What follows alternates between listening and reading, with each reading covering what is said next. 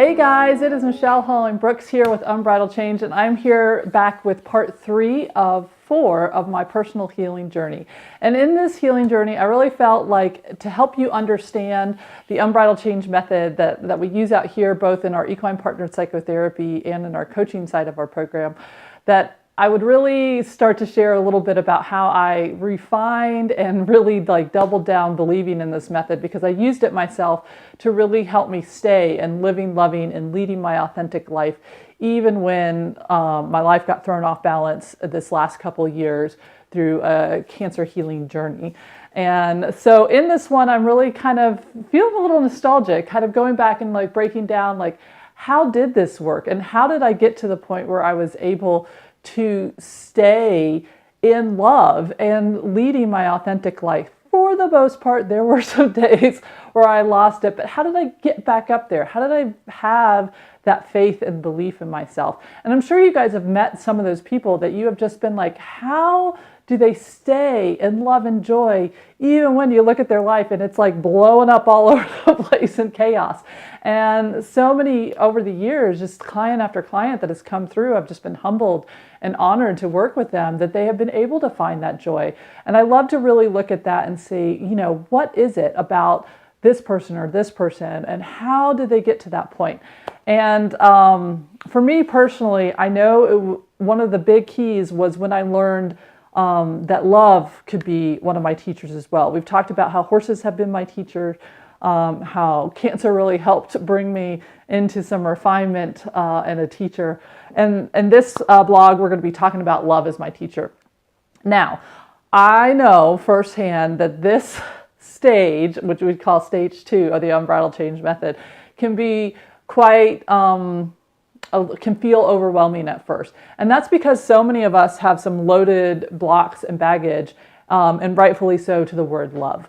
And so one of the things I like to do right off the bat is kind of break down what are we talking about when we talk about love. And so at Unbridled Change, when we're talking about love, we're talking about the concept of how do you stay present and open to your life so that you can find the joy. Because if we're bracing against life or grasping to hold on to it, we're going to lose that joy, just like if you tried to have water in your hands and you grasp really hard, it squeaks out and it goes through. Where if you cup your hands and you hold it together, you're going to hold that water a whole lot better. So what is love in our method and how does it work? So L is letting it be, which is just that first step that we talk about all the time, is just being aware and accepting that what is happening is happening. And so for me, in this context that we've been talking about, it was just accepting this is what's going on in my body right now. I can't wish it away. I can't do anything else like that, but how can I heal it? What do I need to stay in congruence with my values? And then open to it. Because I can accept it, but if I'm still bracing and still I don't want this, then I'm not opening to it, and then I'm creating friction. I'm creating more and more of what I don't want because I'm bracing or grasping against it. So the only way you get out of that dance of bracing or grasping on something is to be willing to be vulnerable.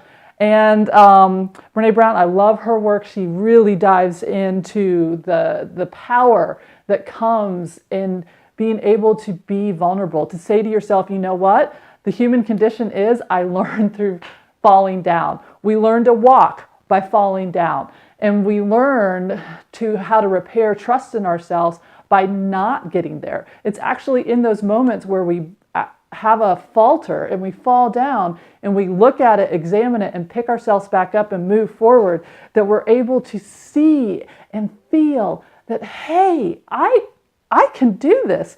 I might not have done it perfect, but there is a way for me to really step into who I want to be and maybe even be better than what I thought in the first place. So, but all of that can only happen if we're willing to fail first. We got to be willing to take that leap of faith. And so this helps set us up to it so that then we can be experiencing all. We can feel the joy when it's there on every cell and molecule, and we can also allow the sadness moments, and we can allow the moments of frustration and anxiety, because it is in those moments that we have the power of choice.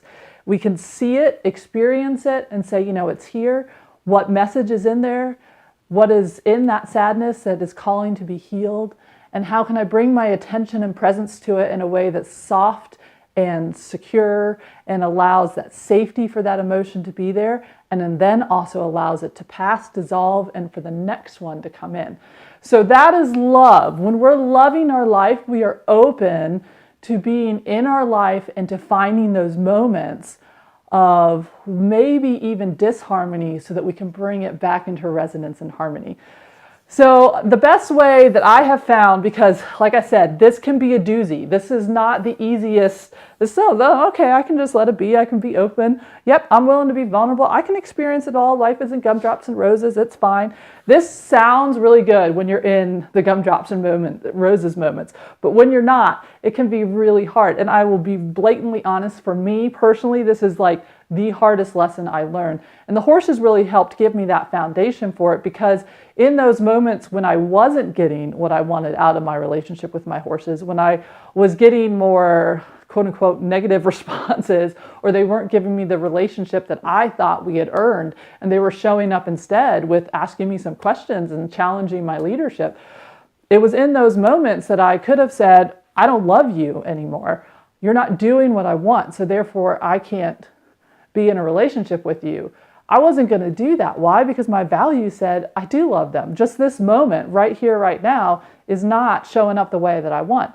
And I was able to step back, see usually within myself, where was I blocking my ability to step into that leadership position, which is stage 3 of our program. And it almost always had to do with 4, what Carol Mace calls the survival archetypes. And that is your inner child, the victim, the prostitute, and the saboteur. Now, before you get all, everybody has these. We all have them. Whether we like it or not, they are there for a reason, because they help us survive. They help us stay in our power. But the problem is when these guys are running without a leader, then they're running kind of amok in the background. And the idea is not to erase them. We don't want to erase our inner child. There's innocence, there's joy, there's passion, there's mystery, there's wonder that comes with that inner child. But there's also mistrust, there's also fear, there's also feeling powerless. Somebody else has to provide for me, lack of responsibility. So how do we help take it out of what she calls the shadow and into the light? The same with the victim. The victimhood mindset is the one that keeps us from letting and keeps us from being open, and definitely says vulnerability is a bad idea and keeps us in that bracing. Or even worse, into complete surrender. And the surrender not in a good way. Surrender like, here's my power, versus surrender into, okay, this is happening right now. Now how do I step into my power? How do I take it back? So the victim is the first one that we look at when we're talking about what is blocking us to getting to love. I have a great story that just came to me a couple weeks ago when I was at a retreat, a spiritual art of the memoir. And it's a retreat that I went to help jumpstart my next book, where I'm going to chronicle a little bit more about my own personal journey as to what the horses have taught me. And in that, she asked us to write a story about when we showed up as our best self, and everyone else is like riding away, and I'm like thinking, and I'm like scrolling through a couple of different stories in my head, where I was like, oh yeah, I was like spot on that moment. I showed up with all like the joy and the energy. And instead, what filtered to this top was this moment about a year ago. It was just a mundane, everyday moment. And I was at night, and I was sitting in my brown recliner. I can see it, just like my little leather brown recliner, which kind of became my little healing oasis during that cancer healing journey. And it was a really rough day. I had a lot of pain going on. I just was definitely in the muck and in that victimhood mindset of just feeling really sorry for myself and just struggling. And my husband was looking at me with kind of like that eyes that was just, he was like, oh babe, you're hurting. And I'm like, yeah. And so it was time for the girls to go to bed. I turned the TV off. I was like, all right, girls, just please, let's get to bed. Even my voice, like I could hear that voice in my head. It was just pleading with them, like, don't make this hard. Please just go. And, my 10-year-old girl, she's so amazing. She kind of like said, okay, Willow, let's go. And she started to usher my 6-year-old off to go to the bathroom to brush her teeth. And somehow when I stood up, act of God or whatever you want to call it, my phone flipped over to Spotify into my horse playlist of what I dance with the horses with when I'm playing and working with them. And Willow like squealed like a little baby foal, and she was just like, oh, Mom, turn it up. And Savannah, though, I watched in that instant, Savannah instantly, her eyes got big. It was a moment of like, no, no, no. And she grabbed Willow's arm and she was like, no, Willow, Mom doesn't feel good. She can't do that. Come on, we got to go. And I saw that joy just drain out of my 6-year-old's eyes.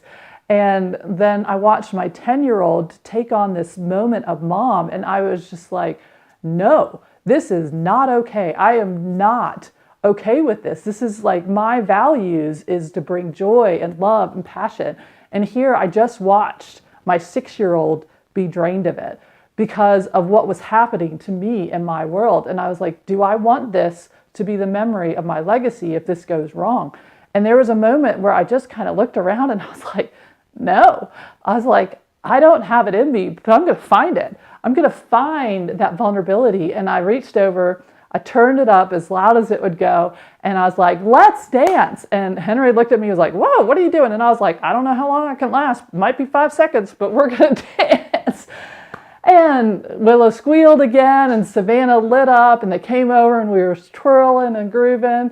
And I only lasted about 10 minutes, but it was that 10 minutes that I was in joy. I was in my life. I was loving my life despite everything that was going on around me. It was 10 minutes where I felt my best self. It was my values came to the front. My actions were able to match it. I wasn't able to hold it forever, but I said, in the time frame that I can do this, we're going to dance. And we're going to bring that joy and bring that love into this moment. And my kids probably don't even remember it, but it is one moment that I really was like, I was able to see that victim. I was able to meet her and say, okay, what do you need? And what she needed was the joy and love of her family. If I hadn't had that dissonance, that place of not liking what was happening right there, I would have never been able to make a different choice to step into loving my life. And so that's what stage 2 of our program of living and loving your authentic life is all about. So in this section, we dive deep into really looking at those 4 survival archetypes of the victim, the child, the prostitute, and the saboteur, so that we can then bring them into alignment with our values and who we want to be and how we want to show up, so that we can get to the next stage, which is what I'm going to talk about in our next video, which is leading that authentic life that brings you joy and purpose no matter what craziness is going on in your world. I hope you've enjoyed this series. Please let me know how it's going. And we'd love to hear maybe a moment where you were able to look at the victim mindset and choose instead that victorious joy and loving your life. I'd love to hear about it. And so you can help inspire others as well. Sending you light and love, Michelle Holling-Brooks.